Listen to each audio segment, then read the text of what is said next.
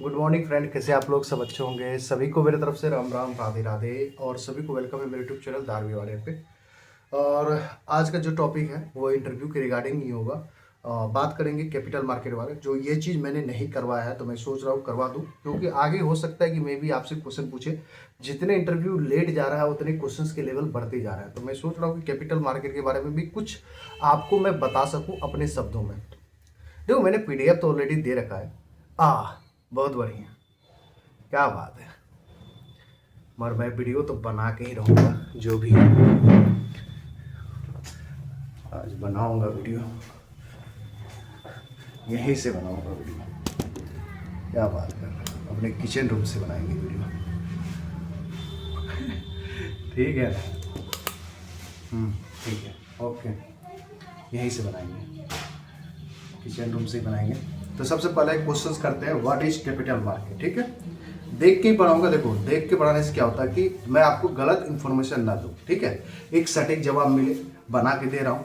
ठीक है, आपको पता है। तो सबसे पहले है कि पहला question, what is capital market.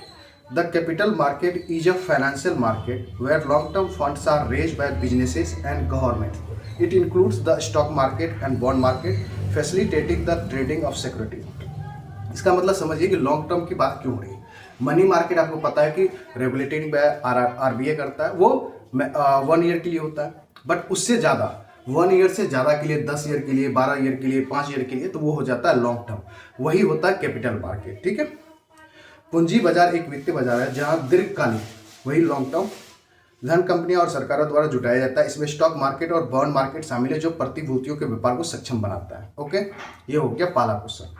What are the components of the capital market. मैं पहले भी आपसे जब भी इंटरव्यू लेता हूँ पूछता हूँ कि क्या कैपिटल मार्केट, प्राइमरी मार्केट क्या होता है, सेकेंडरी मार्केट क्या होता है।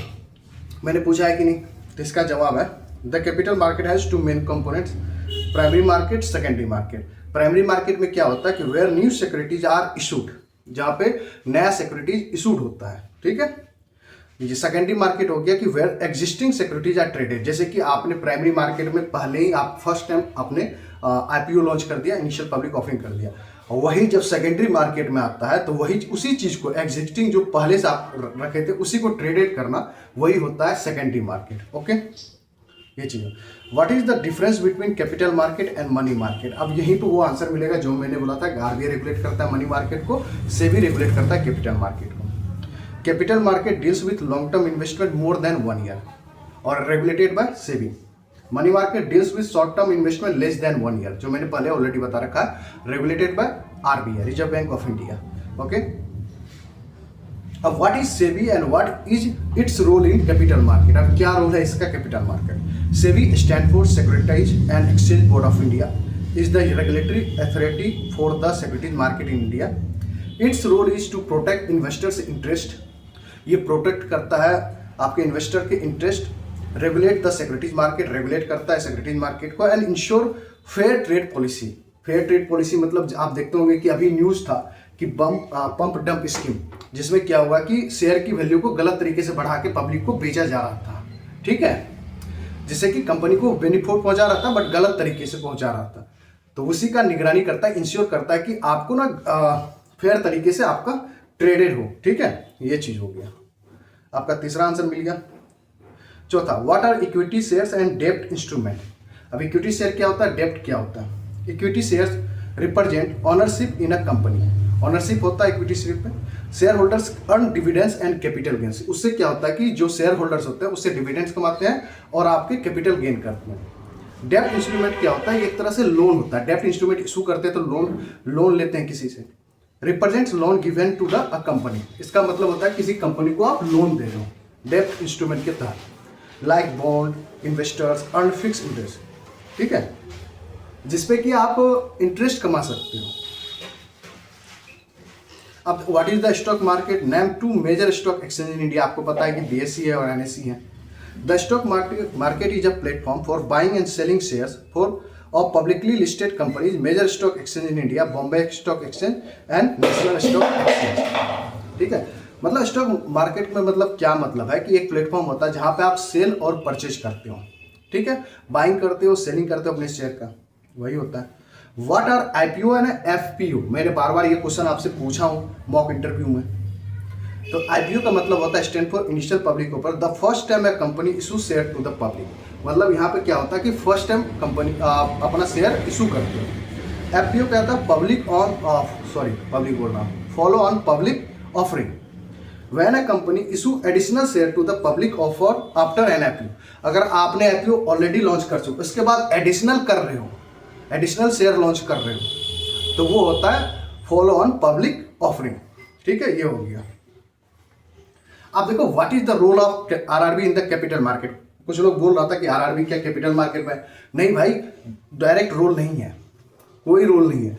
जब आरआरबी अमेंडमेंट्स होगा तब उसमें होगा, 2015 अमेंडमेंट्स लागू होगा तभी वो कैपिटल मार्केट में एंट्री लेगा। इसीलिए वन नेशन वन आरआरबी की बात भी चल रहा है। आप ऐसे भी कर सकते हो, वन स्टेट वन आरआरबी की बात। आप सुनिए, RRB mainly focus on rural development, are not direct participant in the capital market, direct participate नहीं करता है। ठीक है, हालांकि they act as intermediaries for mutual fund के मध्यस्थता के लिए वो काम करता है, इंटरमीडिएरीज करता है। और insurance product in rural areas, वो इंश्योरेंस प्रोडक्ट को सेल करता है रूरल एरियाज में, इस तरह का काम कर सकता है, बट डायरेक्टली प्रोपोर्शनेट नहीं है कैपिटल मार्केट से। ओके, जब आरआरबी एक्ट 2015 पास हो जाएगा ना, जिसमें कि उसके 2000 कैपिटल हो जाएंगे, ऑथराइज कैपिटल हो जाएंगे, तब वो डायरेक्टली पार्टिसिपेट करेंगे आपको कैपिटल मार्केट में। ठीक है, अब म्यूचुअल फंड क्या होता है? Mutual funds pools money from multiple investor, बहुत सारे इन्वेस्टर से वो मनी को पुल करते हैं, मतलब इकट्ठा करते हैं, to invest in stocks, bonds और अदर सिक्योरिटीज। वो क्या करते हैं, उसी पैसा को जमा करके फिर इन्वेस्ट करते हैं, कहाँ पे? आपके बॉन्ड्स में, सिक्योरिटीज में, स्टॉक में। They are manage by professional fund manager. वो हायर भी करते हैं, कि जो वो क्या करते हैं, एक मतलब हायर रखते हैं जिससे कि ना वो फंड को ना मैनेज कर सके। ठीक है,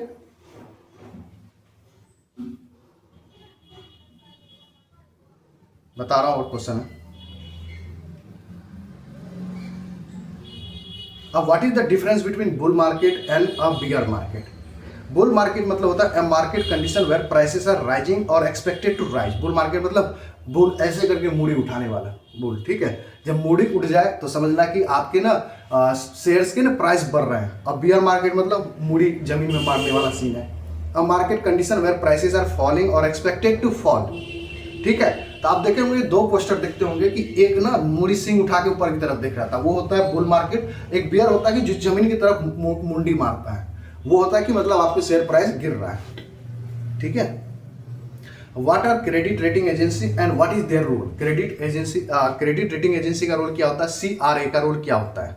ठीक है, credit rating agency like CRISIL and care evaluate the credit worthiness of company और फाइनेंशियल इंटरेस्ट। ये क्या करता है कि देखता है कि ये कितना ऑनेस्टी है कंपनी, उसका ना ट्रस्ट देखता है।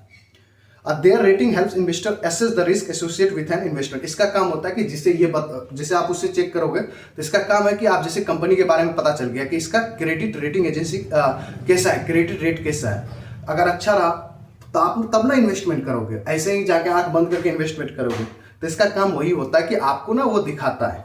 ठीक है, what is a green bond? Green मतलब हो गया एनवायरमेंटल फ्रेंडली के लिए लोन, अब बॉन्ड मतलब लोन होता है। ग्रीन बॉन्ड्स आर डेब्ट instrument issued to fund environmentally sustainable projects like renewable energy के लिए लोन उठाना, क्लीन वाटर के लिए उठाना, क्लाइमेट चेंज इनिशिएटिव के लिए। आप देख रहे हो कि ADB और वर्ल्ड बैंक इस टाइप के लोन प्रोड्यूस कर रहे हैं। आप देख रहे हो दो देशों के बीच जो साइन हो रहा है, MOU हो रहा है लोन के लिए, जैसे कि अभी राजस्थान में UAE सरकार की तरफ से हुआ है, यूनाइटेड अरब एमिरेट्स की तरफ से सबसे बड़ा प्रोजेक्ट लॉन्च किया गया भाई। इसलिए मैंने राजस्थान के बारे में आपको बताया, तो ग्रुप पे फोटो भी डाला था। ठीक है, what is a sovereign wealth fund? Sovereign मतलब हो गया अपना गवर्नमेंट ऑफ इंडिया का। जहां सॉवरेन लग जाए वहां समझना कि ये गवर्नमेंट ऑफ इंडिया का अपना फंड है। Okay, a sovereign wealth fund is a state owned investment, मतलब सेंट्रल स्टेट ऑन फंड है, made from the countries reserves. ये कंट्री के रिजर्व्स के लिए बनाया जाता है। It is used to invest in asset like stocks, bonds और इंफ्रास्ट्रक्चर प्रोजेक्ट। ठीक है, ये समझिए।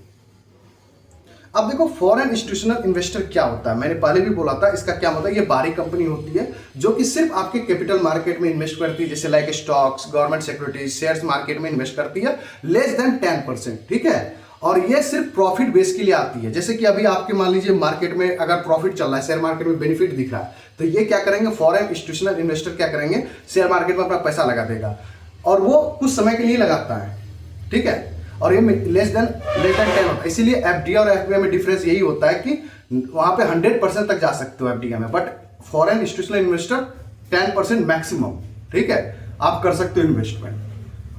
और ये कम समय के लिए होता है। जैसे कि आप देख रहे हैं कि वो चाइना के शेयर मार्केट में ज्यादा फायदा आता है, यहां से पैसा निकाल के ना वहां पे लगा देगा, इसलिए कभी कभी शेयर मार्केट धड़ाम से गिर जाता है। जैसे कि बहुत सारा सिचुएशन आता है, जब बीजेपी की गवर्नमेंट बनने वाली थी तो वहां पे देख रहे थे कि स्टार्टिंग में तो शेयर मार्केट वो बढ़ गया, फिर धीरे धीरे लग रहा था कि बीजेपी की सरकार गिर जाएगी, फिर वो शेयर मार्केट गिरते चला गया, ठीक है।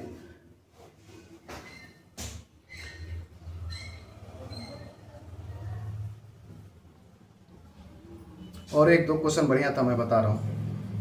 अब what is a blue chip company? Blue chip company में होता है 30 बेहतरीन कंपनी होते हैं, ठीक है। इसमें ब्लू चिप कंपनी में 30 कंपनी होता है, जो मैं बता दे रहा हूं, बट यहाँ पे लिखा हुआ नहीं है। ब्लू चिप कंपनी में 30 है कंपनी, ठीक है।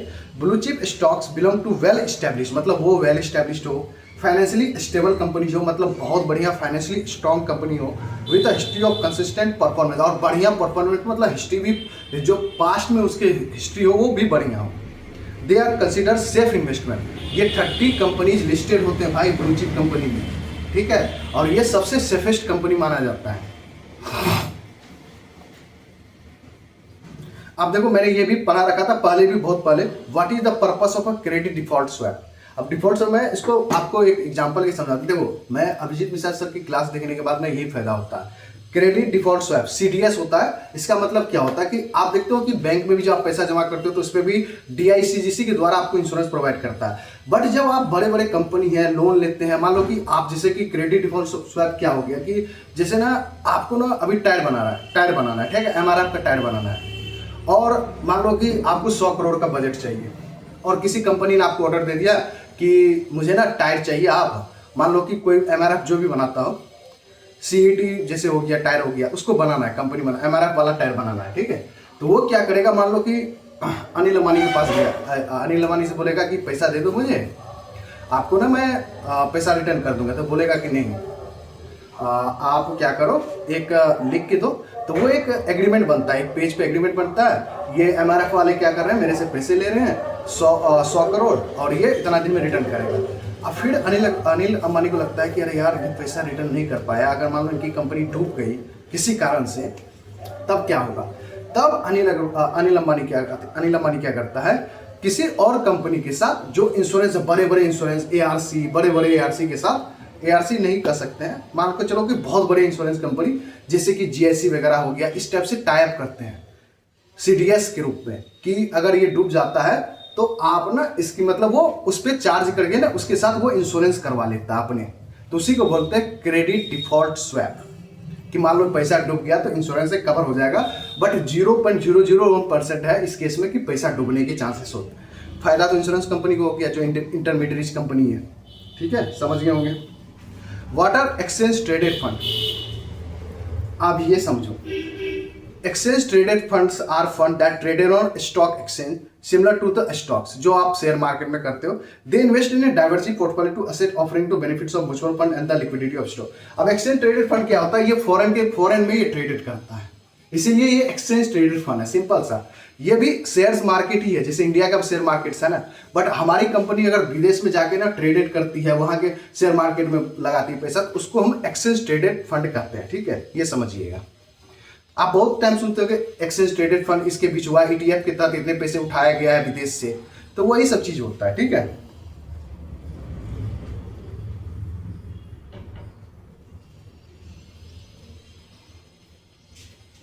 चलो इतना चीज तो मैंने बता दिया, मोस्टली मैंने बहुत सारे इसमें अच्छे आपको करवा दिया हो कैपिटल मार्केट के टर्म एंड टर्मिनोलॉजी, और इतने डीप में नहीं जाएगा क्वेश्चन, अगर जाता भी है तो जवाब तो उतना नहीं दे पाओगे, काहे कि बहुत सारी स्टॉक प्राइस हैं, बहुत सारी चीजें बताने के लिए। अब बताने के लिए तो 20, 25, 30 मिनट की वीडियो बन जाएगा, फिर देखोगे नहीं।